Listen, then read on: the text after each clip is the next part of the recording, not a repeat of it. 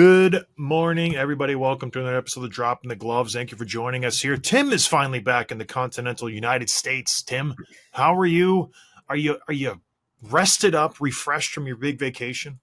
Yeah, it was a great vacation. I got back Saturday, luckily, which is always good. You want to get back on a Saturday so you have all of Sunday to like transition, recover, whatever, shop, clean, whatever the things you got to do. So that was nice. The trip was awesome. A lot of fun. Didn't get sunburnt or anything, but I'm very happy as well to be back in the routine.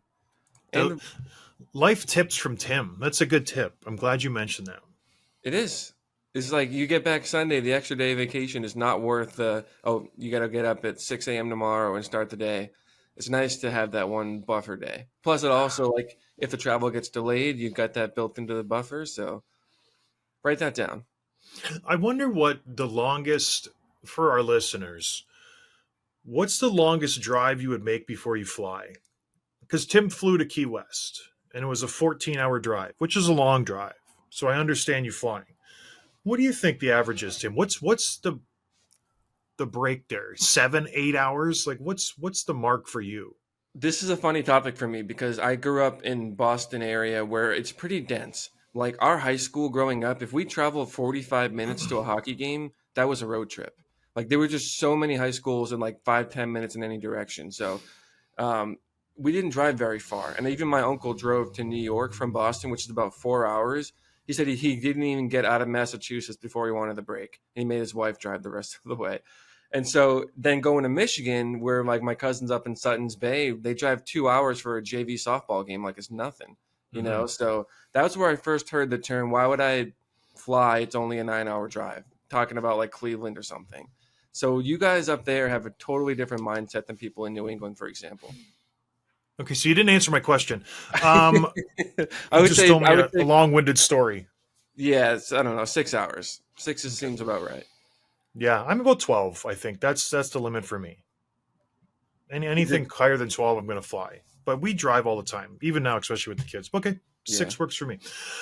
Should we get into the show? Because I feel like we've missed a lot because of your trip. You were gone. Obviously, the hurricane. We couldn't get to a lot of the big issues, and a lot's happened since the start of the season. Some surprising teams, some, par for the course teams that you would expect to be successful, some teams that you would expect to be bad or bad.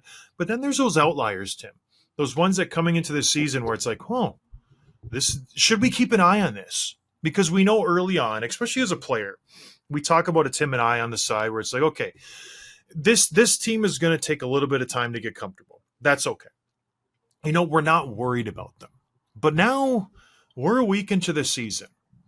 Now you maybe start to get a little bit worried where it's like, okay, maybe the first game you're working out some of the kinks, the second game, okay, now it's game 3. These initial we'll figure things out. Is this our team? Is this who we're going to be for 82 games? And we're going to dig into it. Tim sent me a text this morning. Let's have some fun with this one. Let's have some fun with this show. I don't really know what that means. I feel like we have fun every show. What does that mean, Tim, when you say let's have some fun with this one?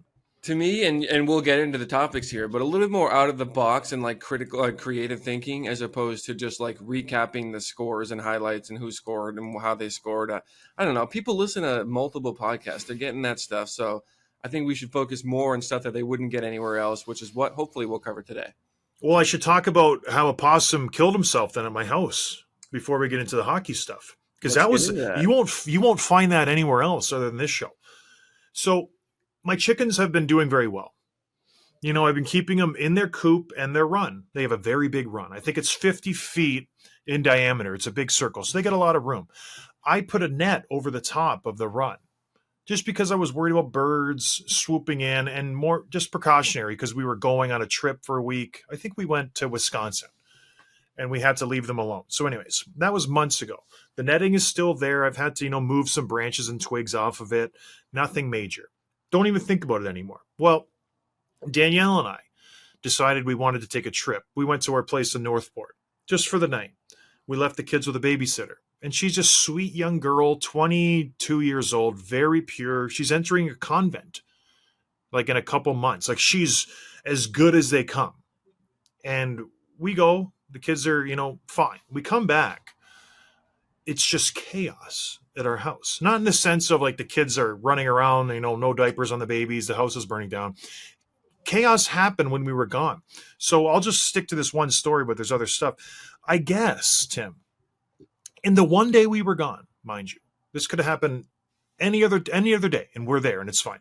A possum tried to get into the chicken coop from above, from the top, because there's trees inside the run, and I put the net around the trees and stapled it so there's no holes. So this possum was trying to get into the net, into the coop from above, and I guess it fell from one of the branches, and it got tangled up in the net, and it was hanging there by the legs. So the girls went out and they were doing something, and they came back, and they look in the coop, and there was this possum hanging from the netting, and it was dead, almost dead, they said. And so the babysitter had to go, and this is like a young girl, and she has to go. She puts on my gloves that I cut my wood with, and she's cutting around the netting while holding this possum, and the possum is almost dead, they said. Like it's just a sliver of life.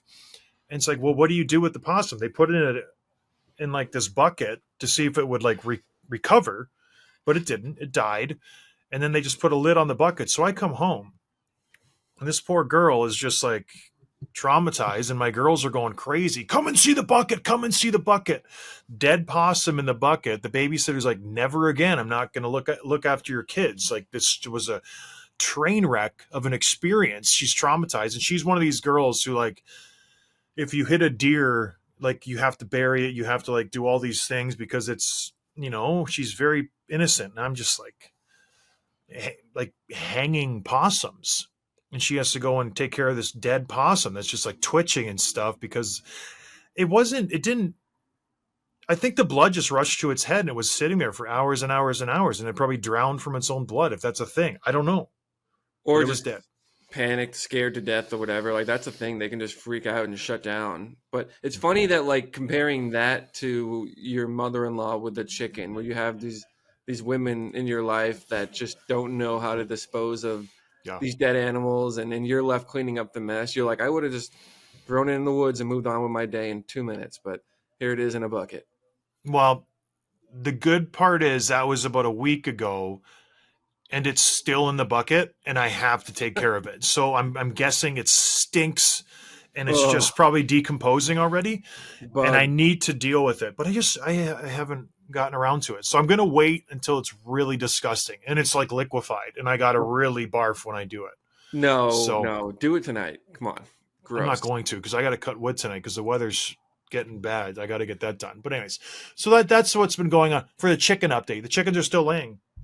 Everything's good. I'm actually getting a few more. My buddy, he has too many, and he wants to get rid of some. So I might go pick up some more this week to up the numbers, because I know in the winter it's a war of attrition.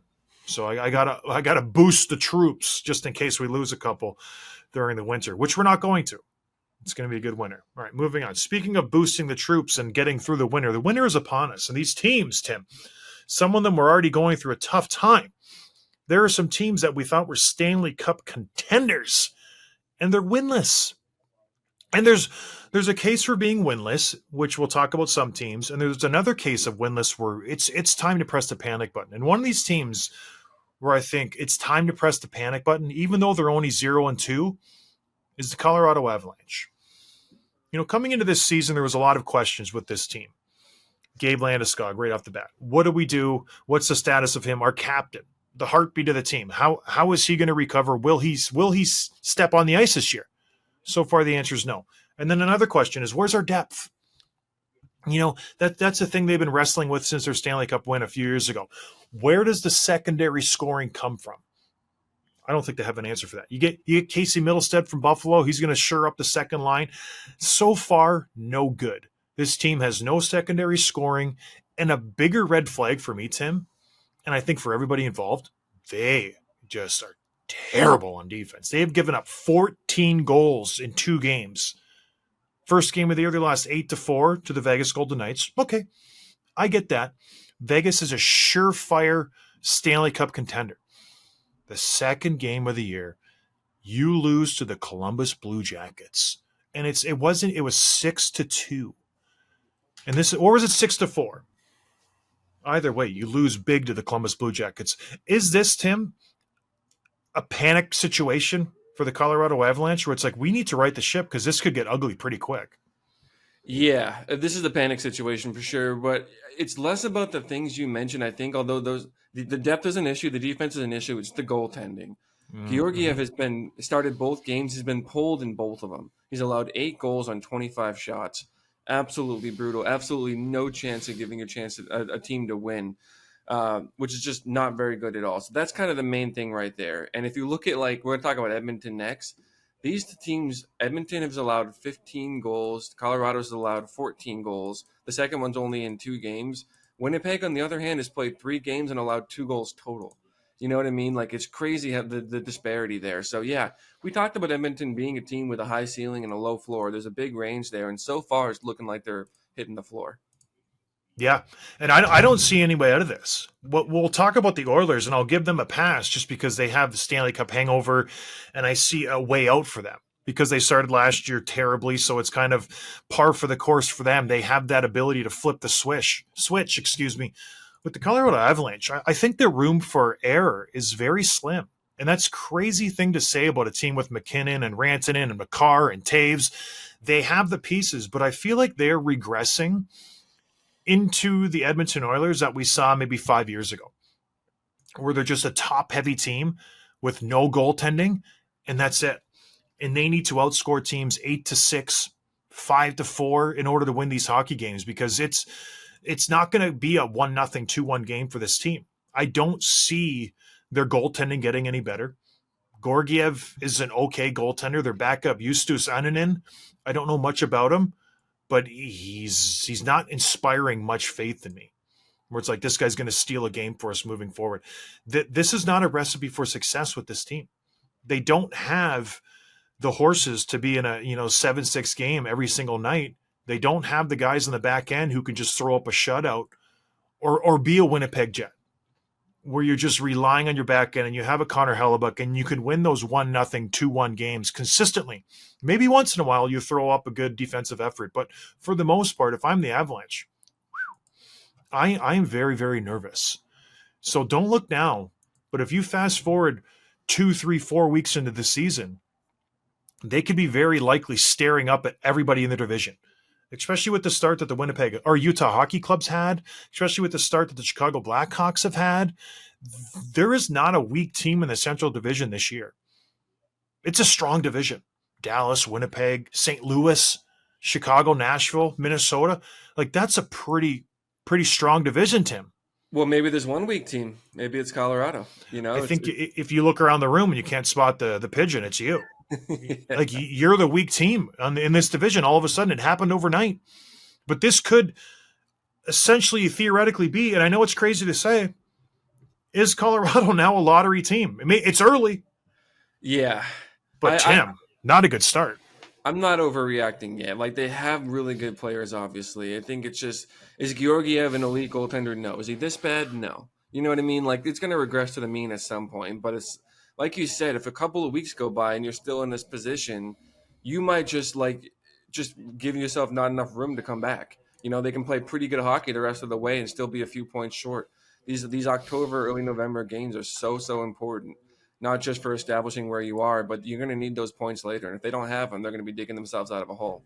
I don't think they have what it takes to dig themselves out of that hole. Unless Landeskog comes back and all of a sudden Laikkonen's back and Nichushkin's back and Duran's back. Like, you need all of these guys to come back and be at full speed in order to be competitive in this division, in this conference, which is all of a sudden turned into a very strong competitive conference. So I am panicking. If I'm the Avalanche, if I'm Joe Sakic, I'm like, holy crap. This could go sideways really, really fast. I am very, very worried.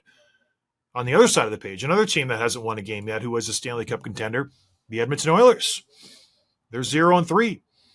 Terrible loss opening night to the Winnipeg Jets. Follow that up with a couple stinkers versus Calgary and Chicago. They find themselves staring up at everybody in the division. And they haven't even been close losses, Tim. 4-1 to Vancouver, 6-0 to Edmonton, 5-2 to Edmonton, and 4-1 to the Calgary Flames.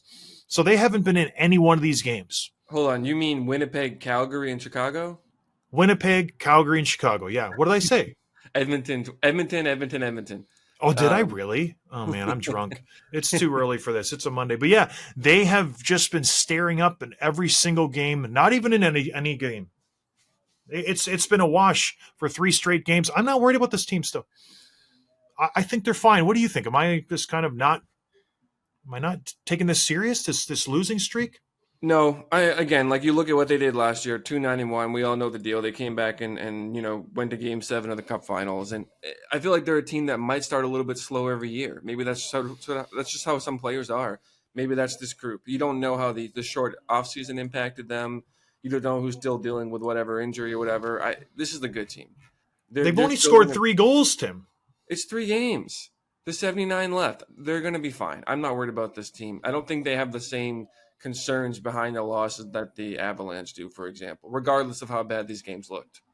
Do you think that their bounce back last year, starting 2-9-1, maybe it's making them a little more comfortable losing this early in the season? Because it's hard to come back in the NHL. It's hard to go on a 20-some game winning streak like they did last year after their really terrible start. That's not normal. Do you think that's giving them a sense of just comfort, knowing that, oh yeah, we can do it, but then it won't happen? You can't just flip the switch in the National Hockey League. Maybe a little bit, yeah. Especially when you consider the coaching change they made last year, switching in Knoblauch, and they won like 35 of the next 40, something ridiculous like that. So, yeah, maybe there's a little bit of just things going a little too well for them last year, and they're more of a, not a top 5 team, but a 5 to 10 range team where they're going to be pretty good. They're obviously not this bad. I don't know. I'm still not that worried. They're minus 12 right now in the goal differential. That's pretty striking, but the offense is going to come, and the goaltender will get better as he goes on. So I'm not worried. No. Yeah, I'm with you. At what point though do you start to get worried? Because when you look at their schedule, every game for them should be winnable, right?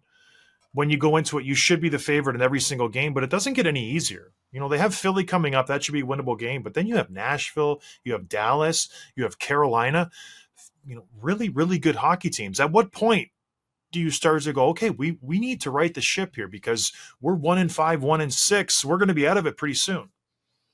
I don't know that exists for Okay. them. Yeah. Not for them. Not after what we saw last year. I mean, if All it's right. Christmas, maybe, but I think they're fine. All right. So they do have that built-in security just based on last year. Yeah. Okay. I like that. All right. Moving on. Another team hasn't got the win yet. The Nashville Predators had the most exciting offseason of any team, bringing in some high-end forwards, some good defensemen to shore up that team, re-upping UC Saros, their all-star goaltender. They're only 0-2, so not a terrible start. They had a game canceled in Tampa Bay because of the hurricane that Tim was a part of, but they lost to Dallas and Detroit. Is there any worry in Nashville that things aren't going like they should to start the season after their terrific offseason? Maybe a little bit. The flag's up just a little bit, but you mentioned it at the beginning. Like when you have certain teams that you expect a slow start from, this is one where you say, okay, this wouldn't make sense. All the roster turnover they had, the new pieces, other guys like a Stamkos who's used to different roles on different team. Now you have to figure out the power play. You figure out, hey, who's making that pass or who's taking that shot. It's a big group of elite players who are playing together for the first time. You're going to have some things to figure out. And maybe some of that helped in the preseason, but it's only a couple of games in. They played 2 good teams in Dallas and Detroit. I'm not worried about this yet. This also could be an example, though, and some people call this in the summer. Like sometimes teams work on paper only to find out that they don't work at all. So that could be the beginning of what we're seeing now. But at this point, I'm chalking that up to just guys figuring out the new system and the new format together. Yeah, I think you're right. The concerning thing for me is going into a season, if I'm a Stamkos or a Marchessault, you obviously had some pretty high profile contract negotiations with your teams. Both of those guys did not want to leave their cities. Marchessault wanted to stay in Vegas and Stamkos to stay with Tampa Bay. So you want to have a strong start. And it's not happening. And I know it's only 2 games, but for me, this is starting to maybe kind of look like a Jonathan Huberdeau situation. And we'll talk to him in a second because he's having a great start to his season. But this could leak into a situation like they were so comfortable in Tampa Bay and so comfortable in Vegas. They had the same line mates for years and years and years. They could, read each other's minds at points.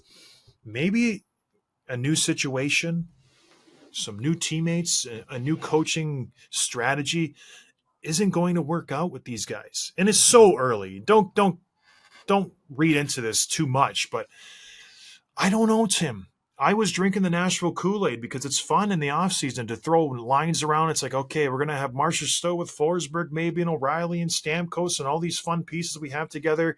Andrew Burnett's a very good offensively gifted coach. He's got a good mind for this stuff. Maybe it's not going to happen. Maybe it's just like, remember who was the NFL team that just had that super team? They just got everybody. Was it the Jets, or there was a team that just went out and it was the Philadelphia Eagles. They went out and they just got all the star players one off season, and they were terrible. It just doesn't work sometimes. You don't have that chemistry. You don't have that cohesiveness that you need to win. And maybe this is a situation where it's like you get the two highest profile forwards, you go out and get Brady Shea, everything works in the off season. It just doesn't work on the ice. It's early, but I would be a little worried if I was Andrew Burnett. Yeah, that's one to watch for sure. I don't think it's going to be – I think they're going to be fine. I think they're going to be actually really good. But, yeah, we'll keep a close eye on this one the next couple of weeks. All right, a couple other winless teams, Carolina, Washington. Washington maybe after their big offseason, getting a lot of new people's revamping that back end. The New York Islanders, I thought were going to be really good this year. And then the San Jose Sharks. Which one of those four teams are you surprised haven't gotten a win yet? I would say Carolina. But this is like you kind of get into they're 0-1, you know, Yeah. like Well, it's no big deal. I think Washington is a similar situation in Nashville in the fact that like a lot of roster turnover, a lot of new pieces, but they're not as good. And so that one does make me think, maybe this won't work out. The Islanders, I was not big on at all. I had them missing the playoffs. This doesn't surprise me. And in San Jose, doesn't surprise me either, although we saw some cool things from Macklin Celebrini on his first goal. So he's hurt, but they'll be back. But these teams, it's so early. Yeah, these other three teams, I'm not surprised are bad, and Carolina is just one game. Well, Tim, talk about the other side of the coin. Teams who are doing good, the teams who are undefeated. We got to talk about the positive if we talk about the negative. Yeah, there are a handful of teams that are 3-0 so far. There's no 2-0 teams, and Tampa's 1-0. I'm not going to count them. It's only one game. But Vegas has beaten Anaheim, St. Louis, Colorado. Dallas has won 3 games. Calgary's won 3 games. Winnipeg's won 3 games, and Utah have won 3 games. Some of these teams belong. Vegas, okay, that makes sense. Utah, that's a little bit of a surprise. Dallas makes sense. Winnipeg makes sense. Calgary, whoa. So I think let's talk about Calgary and Utah for a second. Calgary, this is a fun one. They lead. Actually, they're tied with Utah. These two teams lead the league in goals scored with 16, I believe the number is. I think a lot of people thought that Utah was kind of like on the ups. Will surprise some people. The Dylan Guenther, we'll talk about him. Clayton Keller, all these other pieces. Calgary is one that I don't think anyone saw coming. This one's a really, really, really surprising one, especially consider the fact that like you put Calgary's 3-0, Edmonton's 0-3. Not a person in the world could have predicted that. And then Utah, Dylan Guenther, he's got 5 goals in 3 games. No assist yet, but he's looking really, really good. So those are the 2 standouts for me, but the other 3 I think make sense. Winnipeg, Vegas, and Dallas, that's about where they should be. Yeah, the Winnipeg one for me stands out because it's the team that they're beating that is very impressive. Edmonton is a solid team, Stanley Cup contender, and Chicago is a revamped team. They're really good. Chicago obviously putting together a win versus the Edmonton Oilers, not an easy out these days. And then Minnesota Wild, who have been the Winnipeg Jets killers for a long time now. So I like the way they're winning too. They're doing it the way Winnipeg should do it. They got strong play for Connor Hellebuck. They're winning in blowouts essentially, and they're keeping teams to 1 or 0 goals. They've only given up, like you said, 3 goals 2 in 3 games, 2 goals in 3 games. Like that's pretty impressive, especially this early in the season where usually it takes a little bit more time to learn defensive systems and how to play in your D zone versus the offensive side where everybody just runs and guns and you figure it out pretty quick. What are you smiling about? Well, did you see their goal? I don't know if it was last night or Saturday night when they pulled the goalie in the first period. It was 2.8 seconds on the clock. They had an offensive zone faceoff, and they pulled the goalie, and then they scored on it.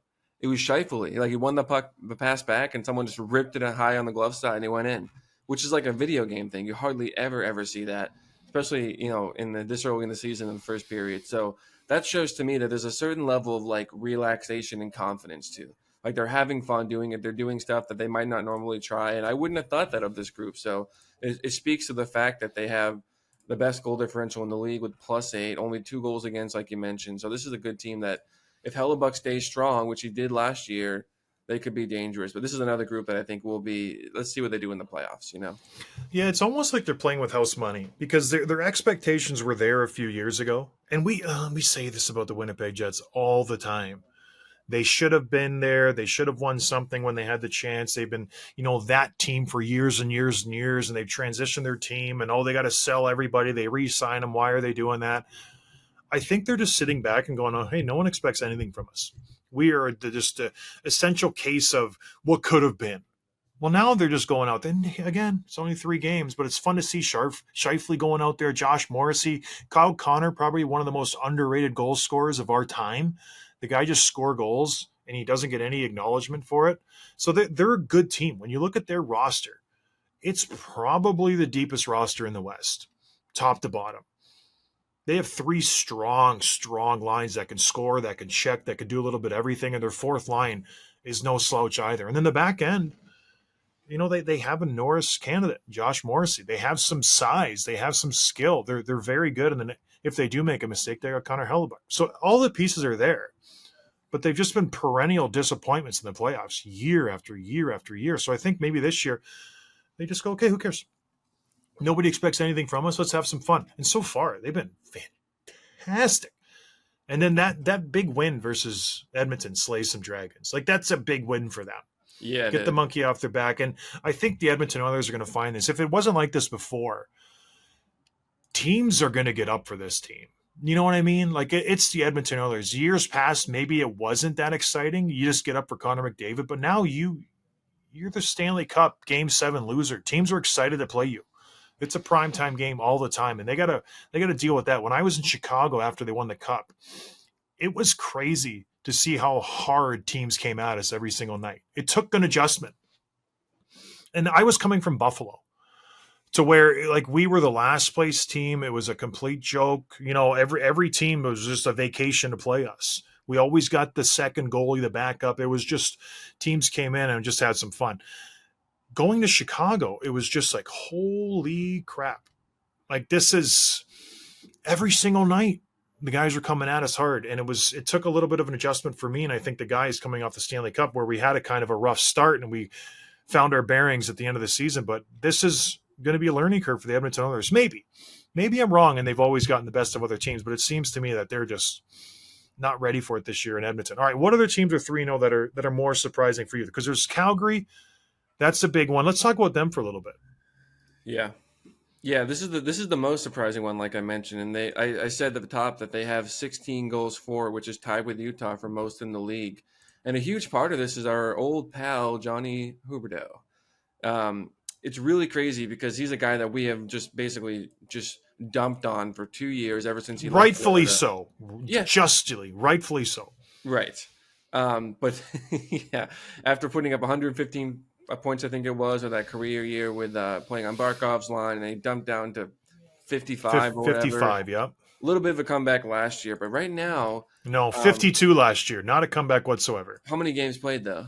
81. More games. So just as bad. Oh, I thought it was better. Anyway, regardless, he's played 3 games. He's got 2 goals. He's got 3 goals, 2 goals, 5 points in 3 games. Now you're doing it. You said 3 goals, 2 goals. Holy, we're drunk. 3 goals, 2 assists, 5 points in 3 games paid. Do you think this could be a bounce back year for him, or is this just tiny sample size? Don't get too excited. No, I think it could absolutely be a bounce back year. I think much like the Edmonton Oilers are getting everybody's best, I think everybody's coming into Calgary.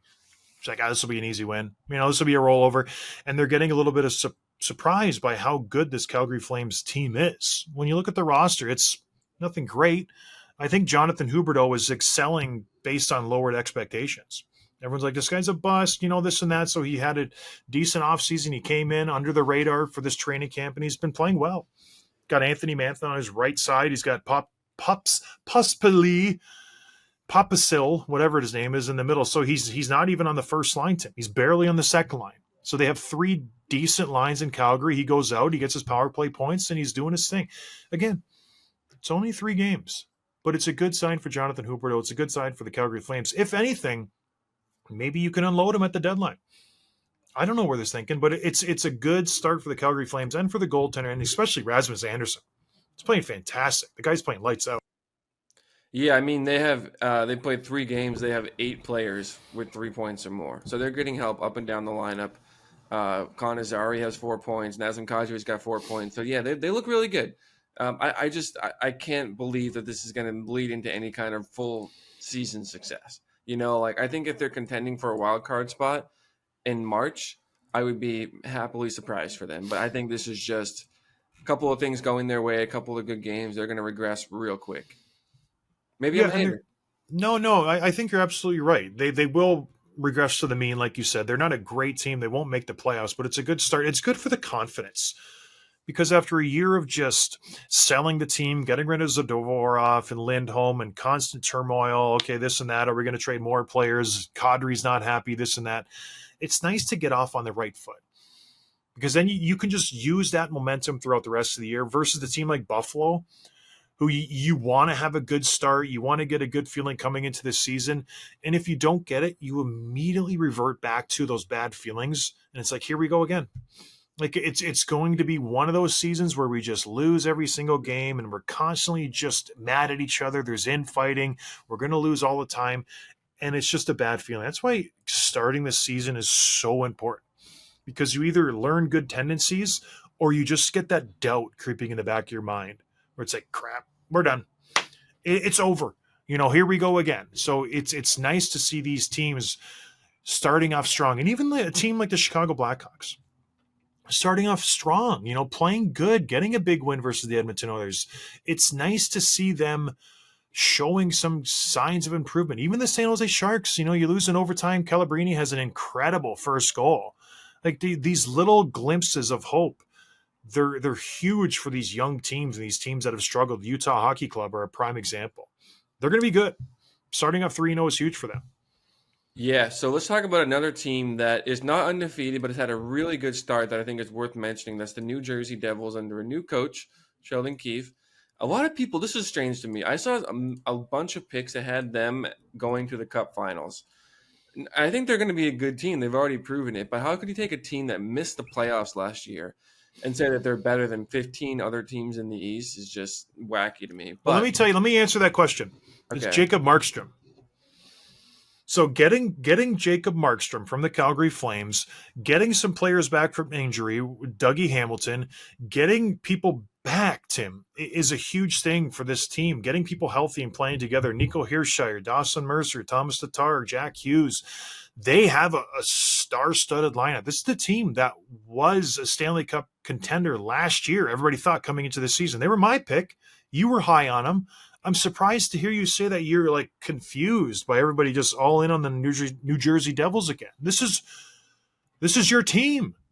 Yeah, I'm totally convinced they're a good team, and I'm totally convinced they're going to be better than last year. But again, like, how can you look at what they, even with Markstrom, who's a very good goalie with some question marks, and say, okay, they're unequivocally better, and I predict they'll finish higher than Carolina, Rangers, Yeah. Boston, Florida. Like, that's the part where I'm like, really? Okay. But let's talk about them. 3-1, Yeah. they're top in the East right now. Although they've only 2 teams who have played 4 games. The other one being Buffalo. Most have only been 2 or 3. So Tampa's only played 1. So not too much into that, but you look at the 3-1 is 3-1. But the part that really stands out to me is the 2 guys who are leading their team in points. Paul Cotter has 4 goals, 5 points, and Stefan Noesen has 1 goal, 5 points. They both have 5 points. They're leading the charge. They have more than Holla. They have more than Bratt. They have more than the Hughes brothers. Pretty cool to see. Again, these guys. This won't be the case in even a week from now, but it's pretty cool to see these role players contributing early. Well, yeah, it's good for the coach because Keefe knows he can roll 3-4 lines. Because you don't forget, you got Andre Palat, Curtis Lazar on your 4th line. They have a strong, solid lineup, but it's nice for him to be able to say, okay, Jack Hughes, it's not your night, whatever. We still have production elsewhere. And Eric Holla, he's just one of those guys who just does it wherever he goes. You know what I mean? Whether it's LA, whether it's Minnesota, whether it's here in New Jersey, he doesn't get the long-term deals, but he's just such a solid, fleet-footed skater. He's like Carl Hagelin. Where it's just like, man, he's just always around the puck and he's good and he doesn't make a mistake. He is huge for this team. That's why I think they're getting this Stanley Cup chatter. They're a good team. I'm excited to see how far they go. And Markstrom is a huge upgrade for him. And don't remember Linus Ullmark for the Bruins, Tim? Rings a bell. He's playing great in Ottawa. He's playing really good. But that's just a whole other conversation because Swayman's picked up this game too. But anyways, that was a complete out in left field. But the New Jersey Devils are a great team, good start. What about some superstars, maybe the best players in the league, who are not having an ideal start? Yeah, let's do McDavid quick because we've already kind of touched on him. 0 goals, Oh, 2 assists oh, in 3 games played. He's a -5, so he's not really doing much on the power play or even strength. Again, not super worried about this. He's the best player in the world. He's going to get 100+ points. I was thinking about like what our overreactions will be, which I'll get into in a few minutes. And one of them, an overreaction would be McDavid having fewer than 100 points despite playing all 82 games or 80+, which he's never come close to. There was one year he had 99 points in 105 or 55 games or something like that. Like he's going to do that. So that would be a horrible year for him if he put up 90 something in a full season. But he's not going to. He's going to have 110, 120 points as he always does. And even now, it's funny that he's so good that 2 points in 3 games is like panic mode for him, you know? yeah, rightfully so. And this is 2 years in a row, Tim. And I was, jokingly last year getting on him about his goal scoring production, but I don't know. Like it's becoming a trend where he's starting the season a little slow. And yes, I know last year 132 points. It was an incredible year, but the bar is high for Connor McDavid. He isn't your normal player. He isn't your normal superstar. You are the best player on the planet. That's it. It's you. You're the guy. You're the most gifted player on the ice. You have to do more. So when he starts the season with 2 assists and -5, no goals, it's a big deal. So yes, he should right now have 7 or 8 or 9 points. That's the bar that he's set. That's the standard for Connor McDavid. It's 2 points a game. That's what he needs to do to be the best player on the planet, which he is. So I'm a little concerned. Well, he's got 984 career points. So some of the hot takes people were doing was like, how soon till he gets those 16 points to get to 1,000 career points? And people said as few as 5 games, Yeah. 4 games, whatever. And it's going to take him a bit longer than that. But once he turns on, he had close to something like 100 points in the final 50 games last year. You know what I mean? Like he's going to be fine. It is worth That's what he should do. So it's just, and I know it's the Edmonton Oilers, and I know people are upset at this, but he needs to do more. He needs to score. He needs to get assists. He needs to get in on the offense. And 2 assists in 3 games, it's not enough. So it's worrisome for me, and he did the same thing last year. You have to be more consistent. You have to score points. So, yeah, get it going, Connor. And it's just when he goes, the team wins. When he doesn't, the team doesn't win. Another guy on the same page, Mr. Goal Scorer himself, Austin Matthews. 60 goals. How much does he make? $13.5 million. The heartbeat of the Toronto Maple Leafs. The captain. Oh, captain, my captain. 0 goals in 3 games. Getting the shots. He's got 15 shots on goal. Tim, 0 goals. Is this a cause for concern for you? John, it's 0 points. 0 points. Even worse. Yeah. Yuck. What's going on with him? After 2, I think none of them had any points. Nylander, Tavares, whatever. A couple got 1 in game 3. Yeah, this one is a little bit strange. This is one where I'm like, okay, what's going on there? Okay, and I'll preface that by obviously he's going to score. Minimum down year for him would be 40, 45, right? Like he's still going to be probably most likely 50+. But the fact that he hasn't, even though he's still shooting a lot, is a little bit strange. He's got 15 goals, 15 shots, like I mentioned. So he's averaging 5 shots a game, which is about right for him. Do you think this is a situation where he's got the C and he's trying to do too much? Is he trying to play a different game? Is he thinking through game night differently than he usually was before? Like adding the C in that spotlight, even though he wants it, even though he's qualified for it, can still mess with you a little bit. And maybe that's a case of that. Or is this just he's ripping shots and not going in? They'll start going in soon. Yeah, I think it's a little bit of both. I think the C does add a little bit of weight to your job. Like you have to do more. And I think the responsibility factor has upped with him a little bit. It's like, I got to pay a little more attention to the back end. I got to make sure other people are doing their job and holding people accountable. So that's a lot. It's a big responsibility to be the captain, let alone the captain of the Toronto Maple Leafs, with everything that comes along with it. So it's it's a big deal. He's +2, so it's not like he's taking shifts off on the back end. He's actually really drastically improved his defensive game, but you have to score goals. You have to finish. And he is getting chances. He's just not finishing. So I agree, things will come around. But you have to get on that, man. I disagree. I think he's fully capable of throwing up a 25, 30 goal season for these Toronto Maple Leafs. And that might be a good thing for this team.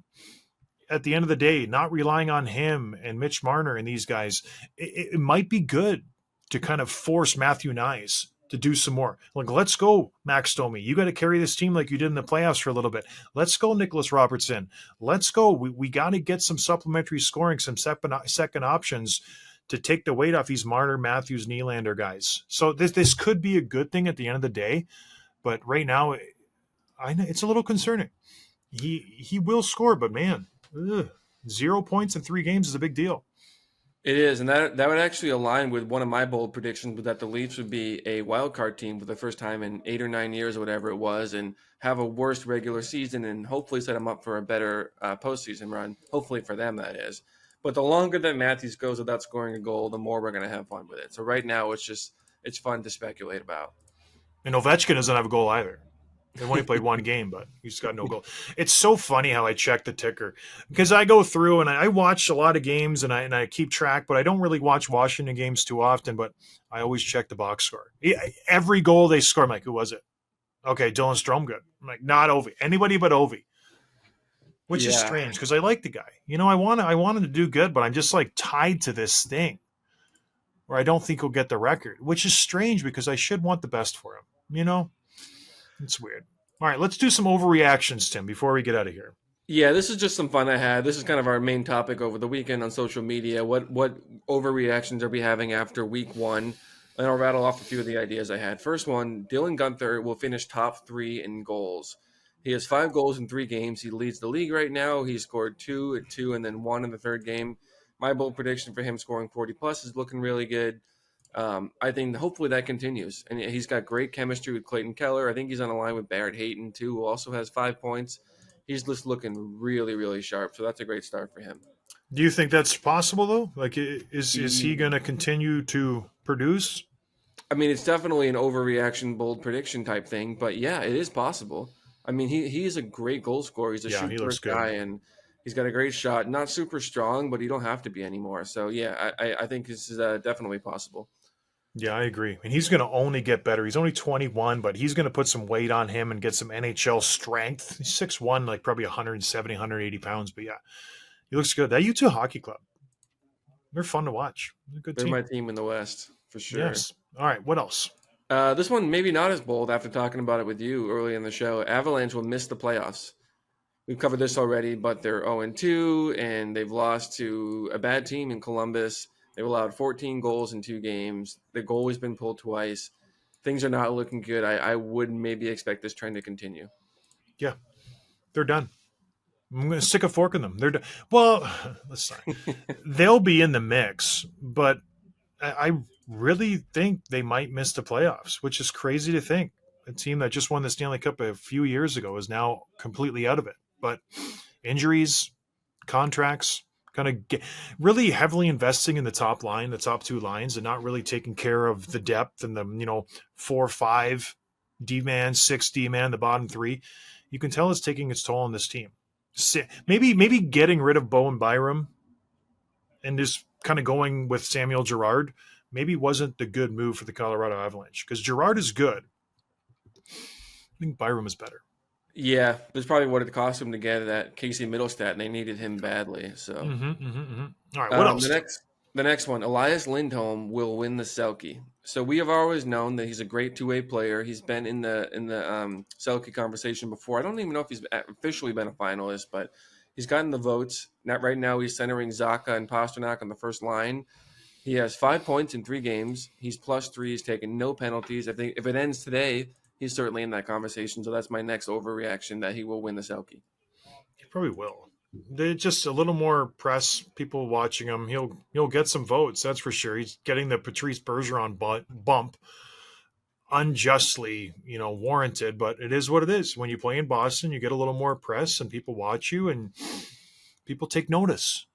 The guy was better in Calgary, didn't get any notice. So just Boston just sucks. Yeah. Doesn't deserve it. The next one, Lane Hudson. This is a fun one. 80 points. Mm-hmm. Here's why we say this. He has 4 assists and 0 goals, but 4 points in 3 games.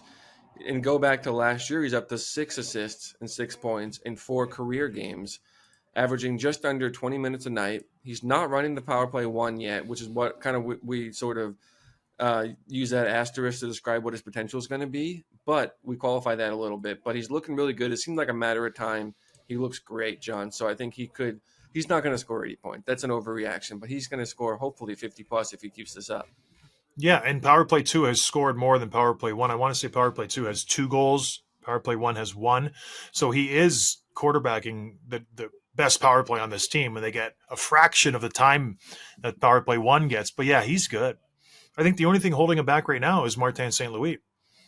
He's giving Matheson all the primo start times, the offensive zone time, and he's not getting the ice time he deserves. He should be getting 23, 24, 25 minutes a game. I see this kid as a Brock Faber type, with just better offensive upside, which is scary because Faber's a stud. So I like it. I think he won't get 80, but it would not surprise me if he got 65, 70, and he's going to win the Norris. And I'm going to nail my bold prediction. The last one here is definitely an overreaction, but Seth Jones being a Norris finalist. He's got 4 points in 3 games. He's on Power Play 1, which is looking really good. It's with Bedard and Teravainen and Bertuzzi, and I forget who the fifth one is.